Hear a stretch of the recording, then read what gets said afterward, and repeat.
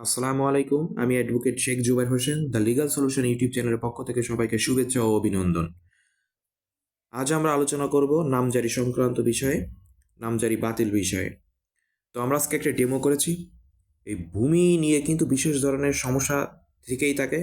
জমি সংক্রান্ত সমস্যা থেকে উদ্ধার করার জন্য আমরা ছোট ছোট গুরুত্বপূর্ণ ভিডিও বানিয়ে থাকি। আজকে আমরা যে ডেমোটি করেছি সেটা হচ্ছে নামজারি সংক্রান্ত বিষয়ে। তো এই প্রথমে নামজারি বাতিল, তারপর হচ্ছে রহিম, এই পাশে আছে রহিম, এই রহিম, করিম, দুইজন জমি কিনেছে।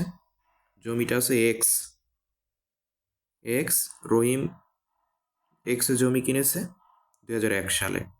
করিম এক্স জমি কিনেছে 2006 সালে। জমিটি মালিক হচ্ছে সগির সগির সগির সাহেব জমির মালিক। এখন সগির সাহেব প্রতারণা করে আবার এই জমি করিমের কাছে বিক্রি করেছে 2006 সালে, রহিমের কাছে 2001 সালে বিক্রি করেছে। 2001 সালে বিক্রি করেছে, এদিকে করিমের কাছে বিক্রি করেছে 2006 সালে। 2006 সালে এ কিন্তু দখলে নেই, নামজারি করেছে। আর এদিকে রহিম 2001 সালে কিনেছে, দখলে আছে কিন্তু নামজারি নেই।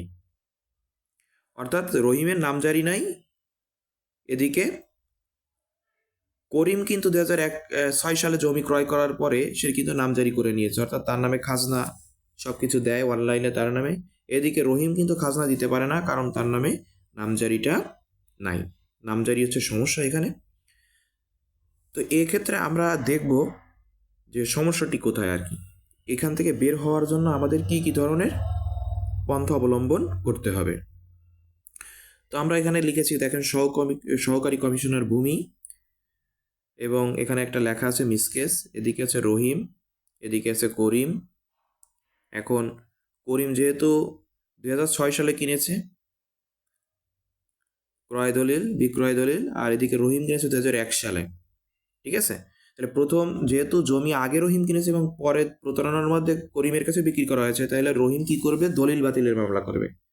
করিমের বিরুদ্ধে প্রথম যে মামলাটি হবে সেটি হচ্ছে দলিল বাতিলের মামলা হবে, কারণ পরবর্তীতে সম্পাদিত।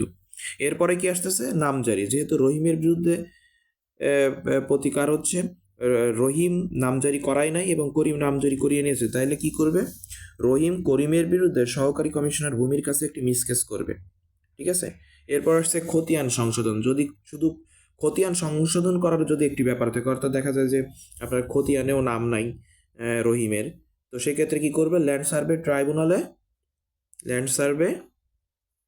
ট্রাইব্যুনালে খতিয়ান সংশোধনের মামলা করবে। এখন যদি ল্যান্ড সার্ভে ট্রাইব্যুনালে খতিয়ান সংশোধনের মামলা করার যদি সময় অতিবাহিত হয়ে যায়, সেক্ষেত্রেও কিন্তু সে খতিয়ান অশুদ্ধ মর্মে ঘোষণার মামলা করতে পারবে। অর্থাৎ সে কিন্তু দেওয়ানি স্যুটও করতে পারবে, ঘোষণার মামলা করতে পারবে যে খতিয়ান অশুদ্ধ মর্মে। এখন শুধু যদি নামজারি সংক্রান্ত সমস্যা হয়ে থাকে, তাহলে শুধুমাত্র সে কি করবে?